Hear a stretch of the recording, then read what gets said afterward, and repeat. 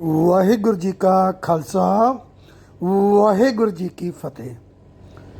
आपका हार्दिक अभिनंदन करता हूं, स्वागत करता हूं आपके अपने खुद के YouTube चैनल शुभ कर्मस में। और मेरी तरफ NPS खालसा की तरफ से आपका हार्दिक अभिनंदन है, स्वागत है। दोस्तों, मेरे को यानी कि NPS खालसा को, नरेंद्र पाल सिंह खालसा को मौका मिला सरदार गुरप्रीत सिंह जी को मिलने का। मैं गया उनकी संस्था NGO जिसके वो सरपरस्त हैं, सपनों का घर, हसनपुर गांव, फिरोजपुर रोड, हरसीला रिजोर्ट के पास, लुधियाना में। मेरे को बहुत मन को शांति मिली उनसे मिलकर। जब मैं उनसे मिला तो मैं इतना रिलैक्स हो गया, मेरे पास कोई शब्द नहीं है कि मैं वर्णन कर सकूं। उन्होंने एक केक मंगवाया हुआ था, क्योंकि सरदार गुरप्रीत सिंह जी के भाई जो अब्रॉड में रहते हैं, मैं आपको बताना चाहता हूं कि इनके दो भाई हैं। ये जो हसनपुर में ज़मीन है, ये तीनों की साझी थी और उन दोनों ने मनुष्यता की सेवा के अपनी ज़मीन समर्पित कर दी, उनको उनके हवाले कर दी। उनका एक भाई, उसके बिटिया हुई थी, उसकी खुशी में केक बनाकर काटा जा रहा था। साहब गुरप्रीत सिंह जी के मदर, यानी वो छोटी सी जो गुड़िया, उसकी दादी भी वहाँ पे मौजूद थी। उनको भी मिलने का मौका मिला, उनके भी दर्शन किए। और एक, क्योंकि वो बेटी तो अभी 3-4 दिन की थी और इंडिया से बाहर थी, जो बेटियाँ थी सपनों के घर की, उसमें से एक बेटी को अपनी भतीजी समझकर सरदार गुरप्रीत सिंह जी ने केक को समर्पित किया। केक कटवाया, अपने माताजी को केक खिलाया और उन बच्चियों को जो काफ़ी गिनती में वहाँ पे मौजूद थी, उन सबको केक खिलाया गया। मेरे को भी मौका मिला उस बच्ची को केक खिलाने का, और मेरे को बहुत खुशी भी हुई कि मैं ऐसे मौके का गवाह बना और उस मौके का मैंने आनंद लिया। गुरप्रीत सिंह से बातें भी हुई, उनके मिशन पर मैंने पूछा और उन्होंने बताया कि मैं अपने आप को समर्पित कर चुका हूँ मनुष्यता की सेवा के लिए। उनको मिलकर यकीन मानिएगा, मेरे को ऐसा लग रहा था कि मैं कन्हैया जी को मिल रहा हूँ। मैं जो हमारे सरप्रस्त थे पिंगलवाड़े के, उनको मिल रहा हूँ। ऐसा झलक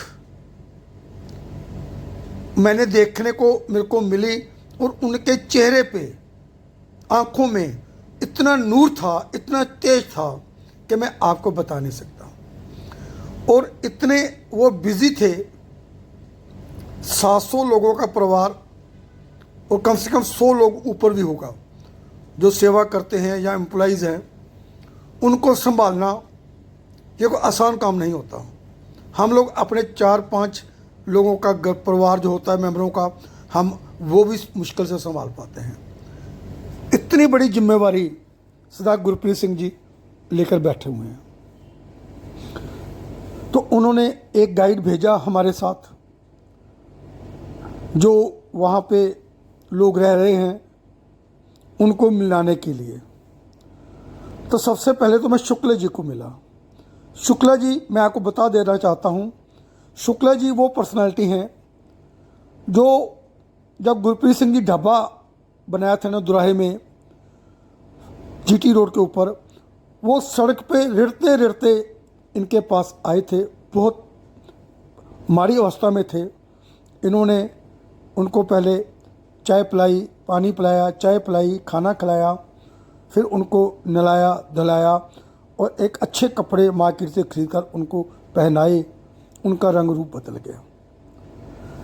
फिर उन्होंने दोनों फ़ोटोएं जो जब आए थे तब की और नहलाने धुलाने के बाद जब वो बहुत अच्छे लग रहे थे, दोनों फ़ोटो फेसबुक में डाली कि ऐसे ऐसे मेरे को शुक्ला जी मिले हैं।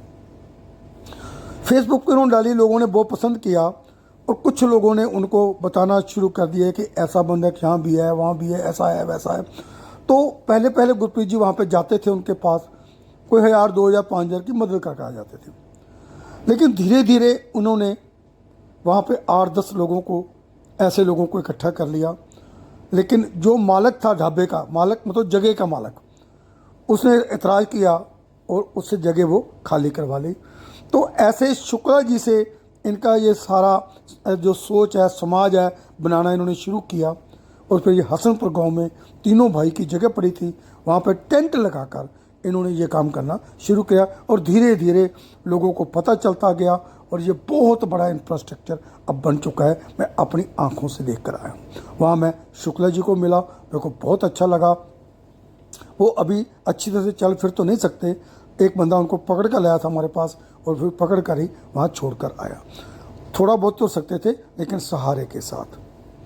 फिर आपको याद होगा कि मैंने एक वीडियो बनाई थी, घोर कलयुग। 13 वर्षीय एक बिटिया ने एक बिटिया को जन्म दिया था जिसका बार बार बलात्कार हुआ था और उसको यूपी की थी लड़की। माँ उसकी जो थी वो मंदबुद्धि थी और उसको भेज दिया गया था, उसको ट्रेन में बैठा दिया गया था और ट्रेन लुधियाना आकर रुकी और स्टेशन पे किसी ने देखा तो इन्हों को बताया गया गुरप्रीत सिंह जो, तो वो रेस्क्यू कर लेकर गए। तो माँ और बेटी तो ये बोलती थी कि इसका पेट सूजा हुआ है, लेकिन गुरप्रीत जी समझ गए थे। उन्हें उसको लाया, उसकी डिलीवरी कराई और उस नन्ही सी परी ने एक परी को भी जन्म दिया। 13 वर्ष की वो जो बेटी थी, वो अब उसकी बेटी भी आई थिंक 1 महीने की होगी। तो उस बिटिया को भी मैं मिला। यहाँ पे गौरतलब बात यह है कि उस बिटिया को ये नहीं बताया गया कि तुम्हारी बेटी हुई है।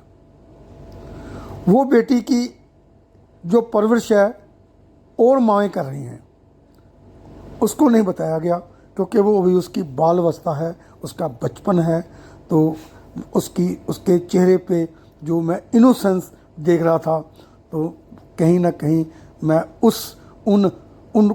उन लोगों को मैं कोस रहा था जिन्होंने उसके साथ बलात्कार कर उसको माँ बनाया। और ऐसे काफ़ी लेडीज़ को मैं वहाँ पे मिला जिनकी मैंने वीडियोज़ भी बनाई हैं, उनको मैं उनके रूबरू हुआ और मेरे को वहाँ जाकर जो फील हुआ कि इसमें कोई शक नहीं कि उन लोगों का रहना खाना पीना अव्वल क्लास है, उनकी हॉस्पिटैलिटी बहुत अच्छी है, सब कुछ बहुत बढ़िया है। लेकिन जब हम लोग उनको देखने के लिए जाते हैं,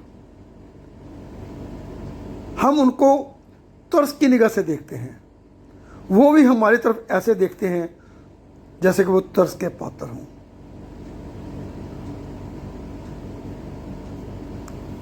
ऐसा मेरे को फील हुआ। मैं तो चाहता था कि मैं एक एक मेंबर के पास बैठूं, उसकी गाथा सुनूं, उसको दिलासा दूं। तो ऐसा शायद उस डिसिप्लिन में, उनके प्रोटोकॉल में नहीं था, मैं नहीं कर पाया। लेकिन मैं फिर भी 3-4 लोगों को वहाँ पे मिला और अपना एक्सपीरियंस गेन किया। इस वीडियो के माध्यम से मैं आपको बताना चाहता हूँ कि आप भी ज़रूर जाओ, आपको बहुत सुकून मिलेगा, शांति मिलेगी, आपको बहुत अच्छा फील होगा, अच्छी फीलिंग आएगी आपको। आप रियलाइज़ करोगे कि मैं एक अच्छी जगह पे आया हूँ। और आप अगर कंपेयर करोगे जो भी काम आप करते हो दिन भर में, तो ये सबसे अच्छा काम मैंने किया है।